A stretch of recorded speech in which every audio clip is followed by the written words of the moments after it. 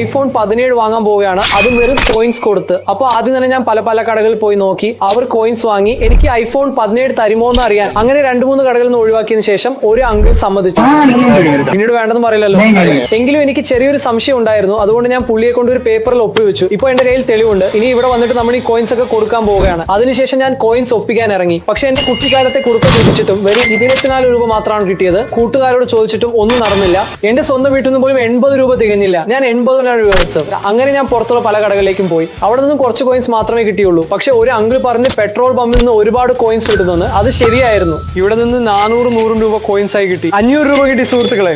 800 രൂപയുടെ കിഴി ഇത്രയേ ഉള്ളൂ ഗൈസ്. പക്ഷെ ഇതും തികയുമായിരുന്നില്ല. അതുകൊണ്ട് ഞാൻ നേരെ ബാങ്കിലേക്ക് പോയി. അവിടെ എനിക്ക് പുതിയ കോയിൻസിന്റെ ബാഗുകൾ തന്നെ കിട്ടി. അങ്ങനെ പലയിടത്തുനിന്നും കോയിൻസ് ഒപ്പിച്ച് എന്റെ കയ്യിൽ ഒരുപാട് കോയിൻസ് ആയി. കോയിൻസ് വെക്കാൻ മേശ തികയാതെയായി. എണ്ണാൻ ആളുകളും കുറവായിരുന്നു. പിന്നെ ഈ കോയിൻസ് എല്ലാം കൊണ്ട് ഞാൻ കടയിൽ ചെന്നപ്പോ അങ്കിൾ ശരിക്കും ഞെട്ടിപ്പോയി. നീ ഇത്രയും ചില്ലറ പൈസ വെച്ച് എന്താ ചെയ്യാൻ പോകുന്നത്?